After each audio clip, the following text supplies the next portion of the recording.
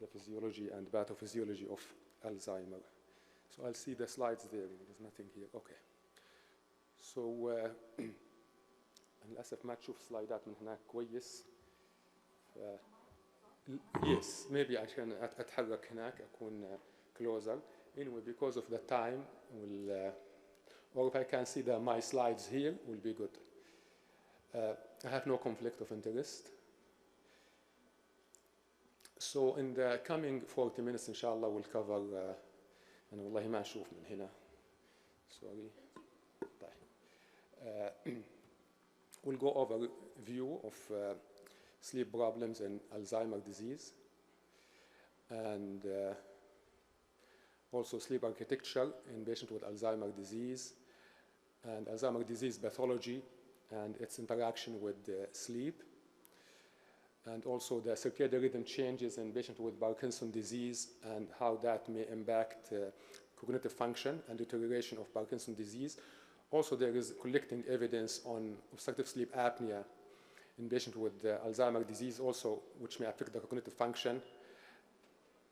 And then we'll move to the management of insomnia and sleep disturbances in patients with Alzheimer's disease, and talk about non-pharmacological management, which is probably the mainstay management, and pharmacological treatment. And we'll end with final remarks. If there is a mic, or can I move there? Okay. أنا للأسف ما أشوف أنا من هنا.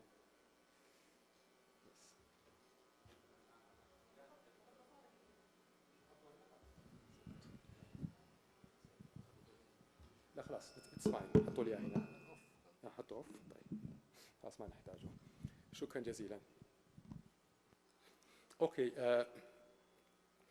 Alzheimer's disease, as you know, is the most common type of dementia, but there are other causes. Neurologists and psychiatrists, they know that more than me. And because Alzheimer's is the commonest, we'll focus mainly on studies on Alzheimer's disease.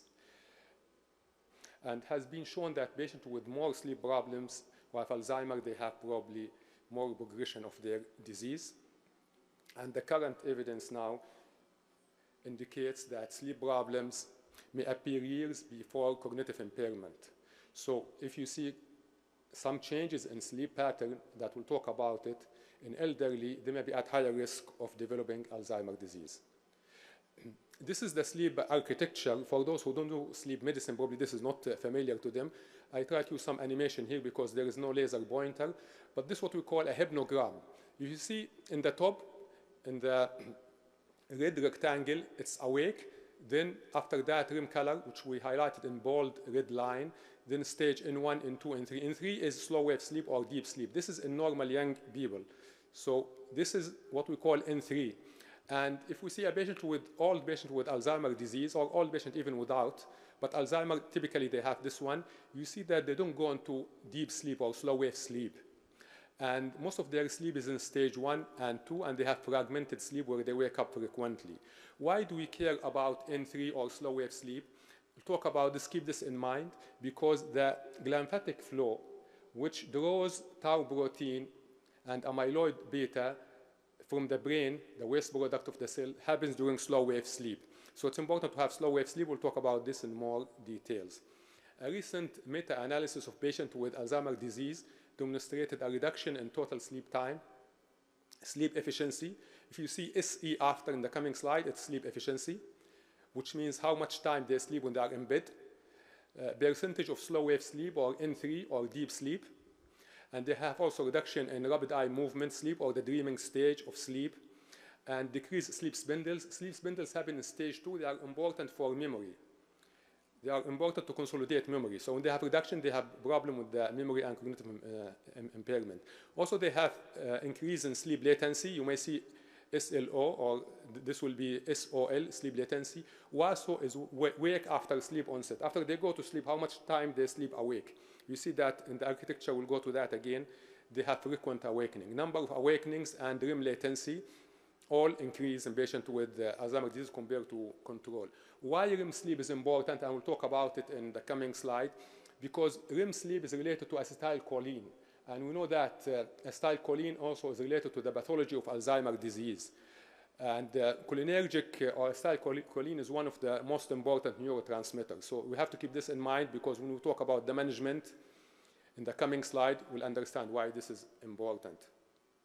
So it has been shown also that both decreased slow-wave sleep or deep sleep and REM sleep were significantly associated with the severity of cognitive impairment in patients with Alzheimer's disease.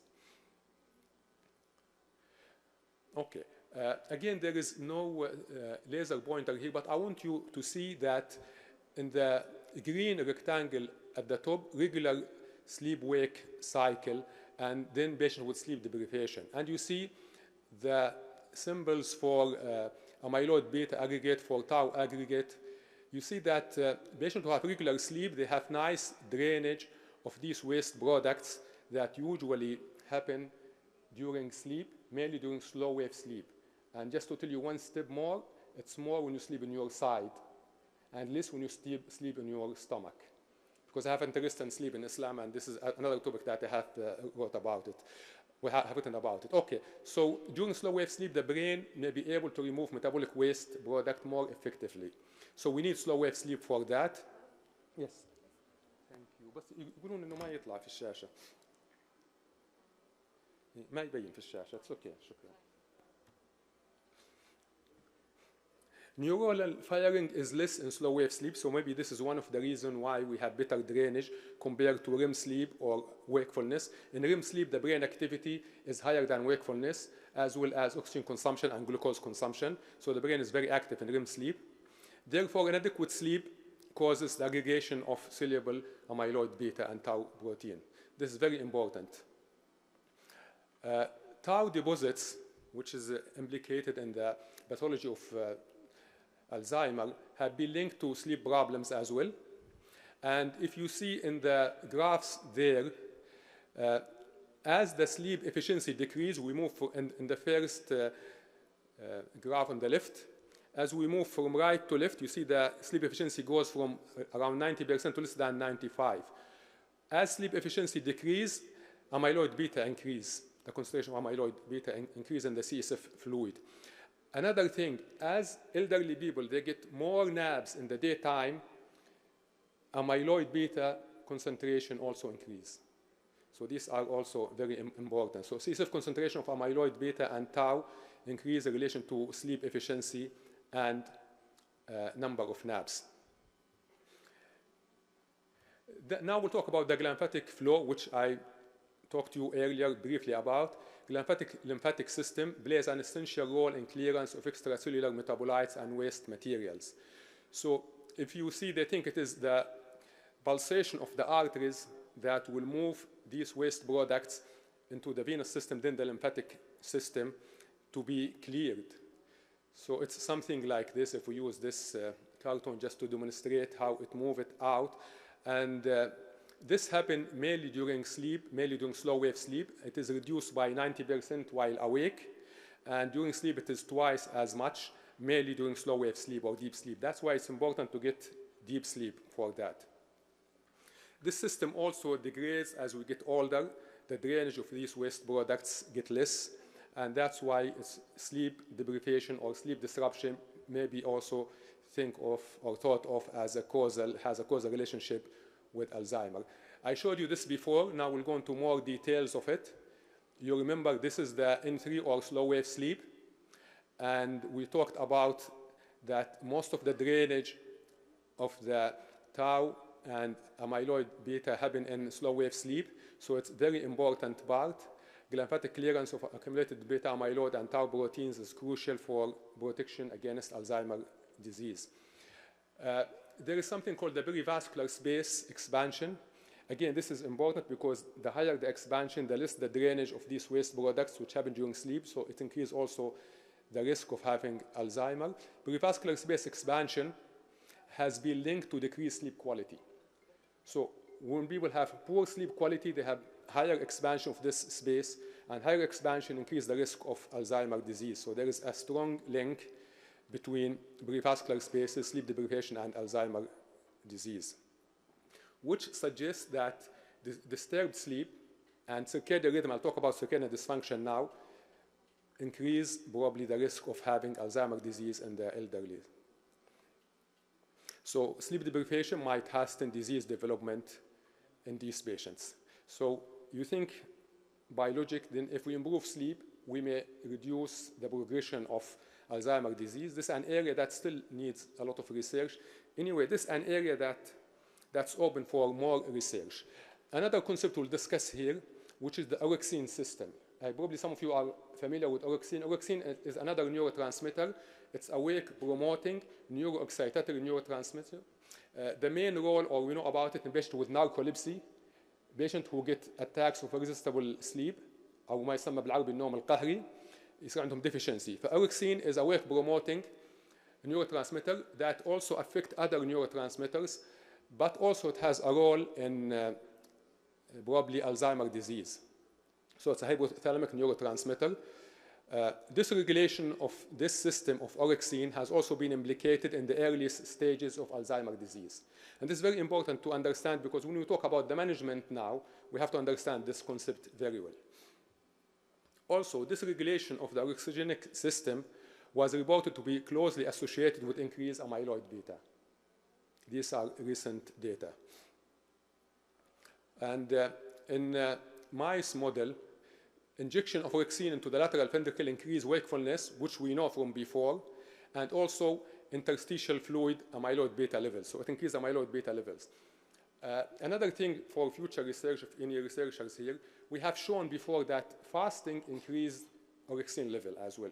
So what's the role of fasting in Alzheimer's disease, intermittent fasting, and reduction of risk of Alzheimer's disease is probably an area that needs future research. This suggests that sleep disorders probably regulated by the interaction between amyloid beta and the orexin system, orexigenic system. This is a new concept. And it is proposed that orexin might hinder amyloid beta degradation. These all are recent data. Some of them are just published like a few months ago. Patients with Alzheimer's also, they are prone to have circadian rhythm problems. And we know that if you have a relative with Alzheimer's disease, that they have disrupted sleep at night, they wake up early at night, and they have frequent naps in the daytime, and they have disrupted sleep-wake cycle. It has been reported that circadian rhythm changes appear before Alzheimer's disease development. So circadian rhythm problems, sleep disruption at night, it may precede Alzheimer's disease. And in patients with Alzheimer's disease, the more of these disturbances, the higher the risk of progression of Alzheimer's disease. Circadian rhythm disorder or disturbances have been also associated with sleep fragmentation at night in patients with Alzheimer's, increased sleep and decreased activity in the daytime. So they are more sleepy in the daytime. And also we know there are several clock genes. Patients with Alzheimer's disease, they have impaired clock gene expression, different clock gene. And each clock gene of these, you see in the figure, has an important role for like different neurotransmitters for cognitive function. So when they get disturbed, also they have more deterioration in their cognitive function. And several studies actually have shown that accumulation of amyloid beta is closely linked to changes in the circadian rhythm in patients with Alzheimer's disease. So when they have disturbances, they have more of accumulation there. And if you see that most of these studies that I cite here, because it's a new topic, very important topic, are published in top journals. You see Science, Nature, Blues Genetics, the most important. Also the immune cells, phagocytes, that engulf the amyloid beta and move to the lymphatic system, also they follow a circadian rhythm. So when the circadian rhythm is disturbed, these immune cells that will remove the tau protein and amyloid beta also, they get affected, their function is affected. Now I'll move to sleep apnea, which is probably you know about this. If you don't know, sleep apnea is the disorder when people snore, choking at night, and they may have daytime sleepiness. It's a common problem, even in thin people you may see it. Now it has been shown that it's common also in patients with Alzheimer's disease. A meta-analysis of 5 studies found that OSA is obstructive sleep apnea is more prevalent among patients with Alzheimer's disease than age-matched controls who don't have Alzheimer's disease. A meta-analysis of 9 observational studies revealed that OSA was likely to increase the cognitive decline and disease severity in Alzheimer's disease. So it's not only a comorbidity. If it exists, it increases the progression also of Alzheimer's disease. Autopsy study also of patients with Alzheimer's disease, also with patients with Alzheimer's and OSA, showed that they have higher amount of amyloid beta plaques compared to patients with severe OSA who don't have. Presence of OSA also increases the risk of deposition of amyloid beta. Recent data now, I cited one paper that was published last month. People now are looking for biomarkers of OSA in patients with Alzheimer's disease, because some of them, they may not like to come to the sleep center to do the study. And this is a study about like complement proteins. They start to define markers, biomarkers, and there are other studies looking for different biomarkers, but this is an area for future research for those who are researchers. So this may be a promising biomarker for predicting cognitive impairment in patients with OSA and Alzheimer's disease. This is a real patient, one of our patients with Alzheimer's and sleep apnea. Just to get familiar, this is the hypnogram that we saw before. You see the black arrow is pointing to the deep sleep, slow wave sleep in 3. Patient did not go into slow wave sleep at all the whole night. And if you see here the top, the second rectangle is the oxygen desaturation, and the pinkish color bars, these are the number of apneas when they stop breathing during sleep. And the patient was treated later with CPAP. You see the lower black is the CPAP, or the positive airway pressure to open the airway. Patient saturation improved. Also the sleep architecture improved. You see at the end, when we reach the optimal pressure, the awakening was less compared to the diagnostic night. But despite treatment, the patient did not progress into slow wave sleep, even with the CPAP. Maybe with time they will do when they go home. Okay, so if we summarize the pathophysiology, then we spend the rest of the time on the management. We have sleep deprivation, which will increase tau aggregation, amyloid beta deposition, neuroinflammation, neurotrophic factors, and this will increase the oxidative stress generation, cognitive impairment, dementia, and probably increase the risk of Alzheimer's disease. If we add to this circadian rhythm disorders, problems which happens also in patients with Alzheimer's disease, add to on top of that also dysregulation of the racemic system, which we discussed. So all these 3 factors probably are the summary of the link between sleep and Alzheimer's disease, just to summarize everything. So how do we manage this patient? As you know, and you know this more than me, the main aim of treatment now is to slow the progression of Alzheimer's disease rather than to cure it. So on the same line, probably focusing on behavioral therapy, sleep-wake cycle, and to improve the sleep pattern, probably maybe an appropriate non-invasive strategy to alleviate symptoms of Alzheimer's disease and progression. But this still needs a lot of research. So as you evaluate any patient, you need good medical history also from the caregivers, including assessment of other comorbidities. You have to treat it, medications. A lot of medication may affect sleep. We'll talk about that, and environmental factors, whether they have light exposure, how's their light exposure, noise at night. Polysomnography or PSG sleep study is not needed in all patients with Alzheimer's unless we suspect obstructive sleep apnea or RBD. RBD is REM sleep behavior disorder. If you're not familiar with that, هذول المرضى اللي يتحرك في حلمه. They act their dreams. So usually when we go into the dreaming stage, we have paralysis. These patients, they lose that hypotonia, so they act their dreams. This happens, we see it mainly in patients with Parkinson's disease. Also, if we suspect periodic leg movements, we may need to do that. Restless leg syndrome, another sleep disorder, is very common among the elderly and patients with Alzheimer's disease. Again, not the time to discuss it, but if it is there, we have to treat it. So non-pharmacological treatment or behavioral therapy often regarded as the first line of treatment and should be applied for all patients, even if you use pharmacological therapy. So during daytime, it's advised to have exercise, to have some outdoor activities, even if they sit on a chair outdoor, very important. Have been shown several studies in nursing home that if you expose them to light in the daytime, you improve their sleep at night. This may be, sometimes may be challenging, difficult to apply, but you should try to do that. If they can walk, also walking may help. Observational studies on large patients and patients in nursing home with severe dementia showed that the excessive daytime napping was associated with relatively more disrupted nocturnal sleep, which makes sense. If you nap more in the daytime, you will have less sleep at night. And this implies that restriction daytime sleep, daytime napping, might be beneficial, improve sleep at night, and may also increase slow wave sleep at night. This is again an area that needs more work. Light therapy, exposing patients to bright light in the daytime, also may help them to synchronize their biological clock.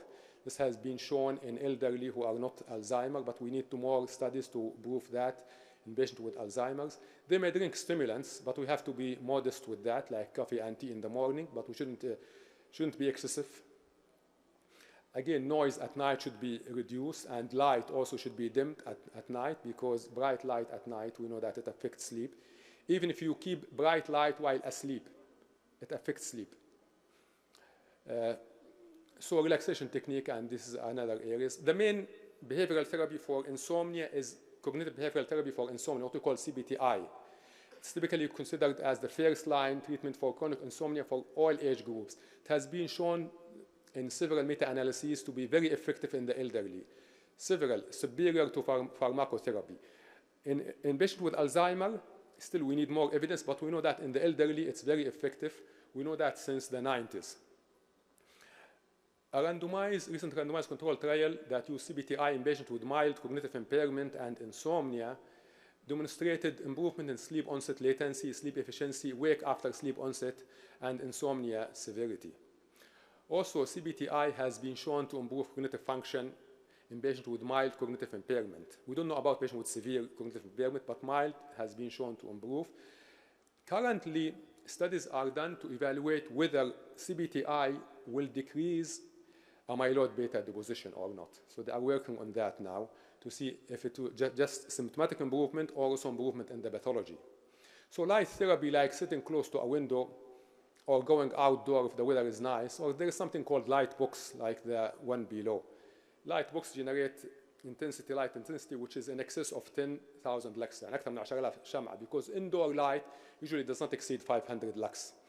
A Cochrane review reported insufficient evidence, however, to recommend bright light therapy alone for treatment of sleep disturbance in people with dementia, but it can be good as an adjunct therapy.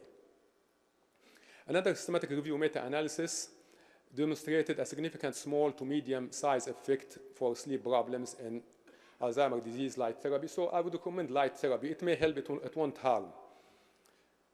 Also, light therapy improve also mood and الإحساس النفسي يتحسن مع bright light in the morning. The review also noted difficulties in precision because the light intensity was not controlled in different studies. Time of exposure also was not controlled. All these factors are important. It's important to expose them to light like in the daytime, probably also some daytime light in the late afternoon to delay their sleep onset, because usually these patients they like to go to bed early. يعني كبار السن لو قلنا بالعربي بالكاد يصلي العشاء. إذا واحد كبير جدا نتكلم عن someone who's 80 or in the late 80s بالكاد يصلي العشاء، وإذا قام الساعة 2 1 الفجر قام صاحي وبدأ يقربع بالبيت ويصحيهم.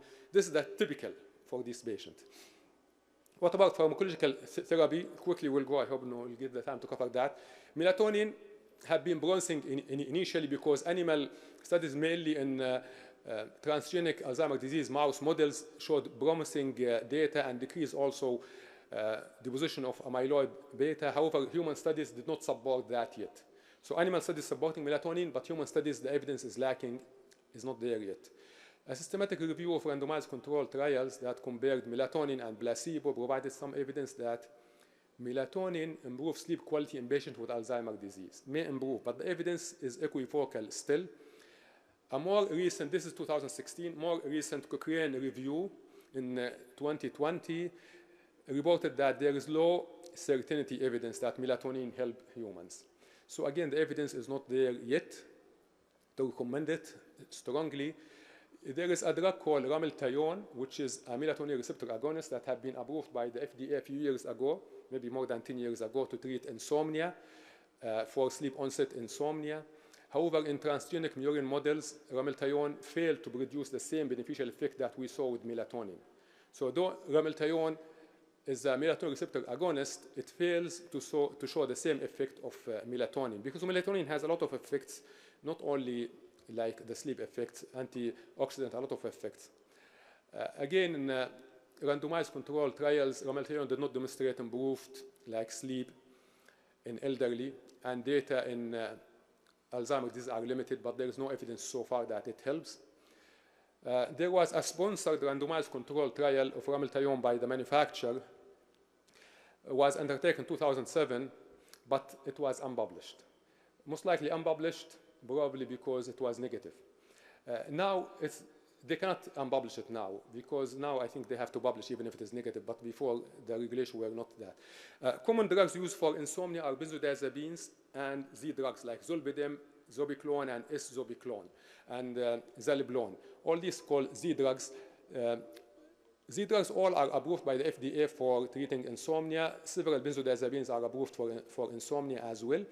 But we have to keep in mind that this medication increase the risk in all, especially in the elderly, of parasomnias.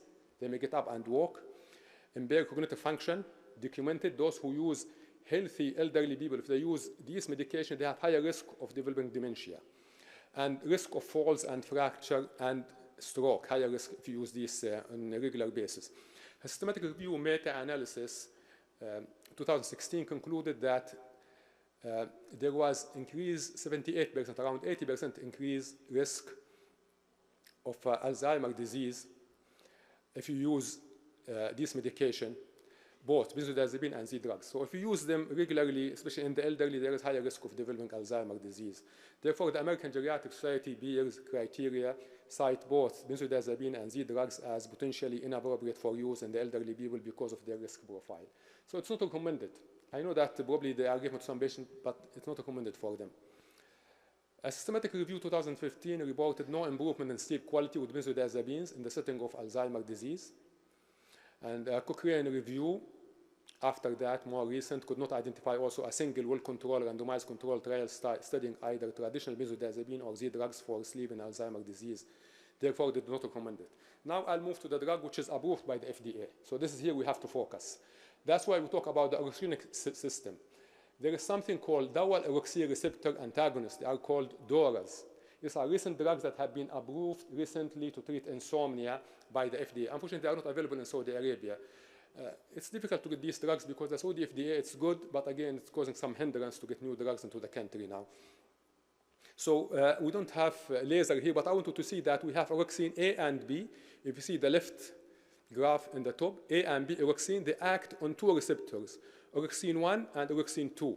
Orexin A has action on both receptors, 1 and 2, and orexin B also only work on orexin 2. So we have SORAs, which is single orexin receptor antagonist, and we have DORAs. We'll talk mainly about DORAs because these are the drugs that are used currently. Also, orexin, you see it act in the lower graphs on several excitatory neurotransmitter or wake-promoting neurotransmitter. The US FDA has approved this for chronic insomnia, for sleep onset and maintenance insomnia for the general population. What about Alzheimer's disease? Mice models have shown that intracerebroventricular infusion, if you put it in the CSF, almorexant, which is one of the new DORAs, it decreased the ICS, it should be level of amyloid beta, and increased total sleep time. So in murine models, it decreased the deposition of amyloid beta. In humans, we don't know yet. A recent randomized controlled trial that used sleep study for patients with mild to moderate Alzheimer's disease demonstrated improvement in total sleep time of 73%. Of 73 minutes. Just for if you have junior resident or here, look to the placebo. Placebo also improved sleep by 45 minutes. That's why we have to do a randomized controlled trial, placebo and treatment arm. Because even placebo improved things. So placebo improved it by 45 minutes, DORA by 73 minutes, but it was still significant. This study was on sulfurexant, which is another DORA. So the benefit in sleep was more prominent also in the last part of the night. This is the most important part in patients with Alzheimer's because they get more interruption at the end of sleep. And this DORA improved their sleep in the later part of the night. This is a very important effect. However, sleep architecture, unfortunately, as I showed you with the CPAP patient with Alzheimer's, did not improve much. It has some side effects. They have more daytime somnolence. They were more sleepy in the daytime compared to placebo, and they have higher risk of falls. And you know, falls in these people means fracture. If they fell down, they fracture usually. Okay, so anyway, the FDA approved sulfurexant, which is the first DORA for treatment of insomnia in patients with Alzheimer's disease. This is the approval. And now they are conducting phase 3 randomized control trial to see if sulfurexant, 20 milligram, will diminish amyloid beta accumulation or not. So is it only the symptoms or also it affects the pathology? The other one, the lemborexant, which is a new DORA that had been approved by the FDA in 2019 for the treatment of insomnia in adults. They start to test it now for patients with Alzheimer's disease, and currently a phase 2 dose-defining proof of concept randomized controlled trial. They have reported the data on that. It improved sleep and also decreased sleep bouts that happens in the daytime. Still waiting for the phase 3 to see if they will approve it by the FDA also for the treatment of insomnia or not. A Cochrane review found also moderate certainty support of orexin receptor DORAs to increase total sleep time and decrease WASO. However, we are not sure if it will decrease the total number of awakenings, sleep onset latency. They need more studies. Also, mean duration of sleep segments, like they sleep for longer periods. The adverse events were probably comparable in the review to placebo, but in some individual studies they were more in the DORA group. Okay, now we'll go quickly on the treatment medication that probably you should not use. Trazodone is the only exception. Trazodone have been used for years and years for insomnia in the US and also in Saudi Arabia, off-label. There are no randomized control trials on it for treating insomnia, but it has been very effective. Okay, what about patients with Alzheimer's disease? This is a small study found that they have increase of 43 minutes of sleep compared to placebo, short term. There were no serious adverse events. And based on that, Cochrane review recommended using it for short term, Trazodone. Trazodone is available, but now it's not available only in King Faisal now. I think all other hospitals, I don't know, for some reason, we used to use it a long time ago. Doxepin, another also tricyclic antidepressant, H1 receptor antagonist, have been approved in the US to treat insomnia. But the American Academy of Sleep Medicine did not put strong recommendation for that. But just to keep it short, for Alzheimer's disease, there is no benefit and is not recommended. A weak recommendation for use in the general population anyway, even those who don't have Alzheimer's. And in Alzheimer's disease, there are no studies yet. So the recommendation is not to use it. Trazodone maybe for short term, but Doxepin no. Okay. Mirtazapine, Remeron, يستخدموا كثير حتى الفارماسيست they start prescribing it. لما قالوا لهم بس prescription ولا هم يعطون يعالجون المرضى. Mirtazapine, I don't like to use it for sleep in general, even in people who are not in this age category. Again, it's H1 receptor inverse antagonism. One of its side effects is sedation, but it is, it is antidepressant. In a randomized control pilot study, mirtazapine 15 milligram had no significant effect on sleep efficiency or duration compared to placebo. No effect on cognitive function. However, daytime sleepiness was increased in mirtazapine group compared to controls. So the recommendation is against mirtazapine. What about sodium oxybate? I don't know if you are familiar with this or not. Sodium oxybate is gamma hydroxybutyric acid. We use it mainly in narcolepsy for cataplexy. It's approved for that. We have huge experience with that in Saudi Arabia. We have published several papers on that, including a meta-analysis. It has been recently used also on Parkinson's disease. What about patients with Alzheimer's disease? This is an animal study. Anyway, we are close to complete. In mouse model, it was demonstrated that sodium oxybate administration reduced amyloid beta levels and improved cognitive function. This is in murine models. What about, if you can see, they have the wild type. WT is wild type, and that the type genetically modified that has accumulation of amyloid beta. So when they give them sodium oxybate, it reduced that. So it showed promising result also in Parkinson, as we discussed, but in Alzheimer's disease, there are no data so far. But there is a clinical trial that was initiated. I looked to these trials in the registration, looking to any trial registered going on, did they report any data, because the whole topic is new. So you have to look what's the latest. This trial was registered 2010 with this number, but they have stopped it for some reason or the other. What about antipsychotics used commonly to treat patients with insomnia, quetiapine and others antipsychotics? Although possess sedation qualities like mirtazapine, they are not typically used for insomnia. They are not approved for insomnia even in adults who don't have cognitive problem. A 5-week open-label study compared haloperidol and quetiapine in Alzheimer's disease. They use actigraphy. Actigraphy is ActiWatch. ساعة زي الساعات العادية, but it's more validated. It has a built-in accelerometer, so it's a validated way to measure total sleep. On 11 patients showed that quetiapine decreased the total time of nocturnal wake. In this group, haloperidol, on the other hand, demonstrated longer immobile phases during sleep, so they stay in bed. However, meta-analyses, several meta-analyses suggest higher mortality, very important to look at here. Higher mortality rates, greater likelihood of cardiovascular and cerebrovascular events when you use these antipsychotics in Alzheimer's disease. So you increase the risk of mortality, cardiovascular, and cerebrovascular disease. You have to be careful. 2005, 2008, the FDA issued black box warning against these drugs, their use in dementia, further supported by a more recent case control analysis examining such antipsychotic individually. Therefore, the Beers criteria recommend avoiding antipsychotics in elderly outside the treatment of schizophrenia or bipolar. Unless they have something to indicate using that, don't use it, because it's not good. Last thing, what about acetylcholinesterase inhibitors, which are the mainstay treatment, I think, now for Alzheimer's? You know that more than me. A systematic review and meta-analysis of studies on Dombazil, published recently, 2022, showed increased REM sleep. Why is this important now, talking about REM sleep? And why also talking about DORAs increasing REM sleep? Because when you increase REM sleep in patients with Alzheimer's, they start to have RBD. So when you start this medication, watch for RBD. Tell the patient, the caregiver, that they may start talking, moving hand. And if they are still active physically, they may get up and walk. And when they walk, they may harm themselves. They may fall. If they dream of fighting, if someone sleeps beside them, they may hit them, or they may hit themselves and they have bruises. So when you start these medications, you have to be careful with that. Anyway, close to conclude here. Decrease stage into, decrease sleep efficiency, and decrease total sleep time. So it doesn't help much sleep. It may help cognitive function, but doesn't help sleep much. What about different cholinesterase inhibitors? Again, no difference between them in these measures.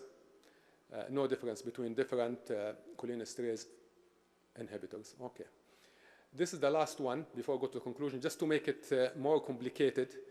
That the topic is very complicated. This is a paper just published last month. A cohort of from Norway. They looked to insomnia, risk of dementia in a large population, and they followed them for 11 years. They called it the Hunt study. So 11-year follow-up study of 7,500 participants with probable insomnia disorder called BID. They found that BID, probable insomnia, and insomnia symptoms did not increase the risk of dementia in the study. So this is a negative study.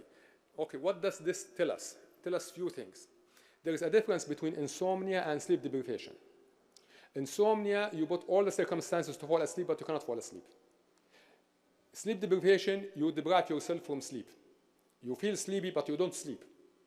So there are two different.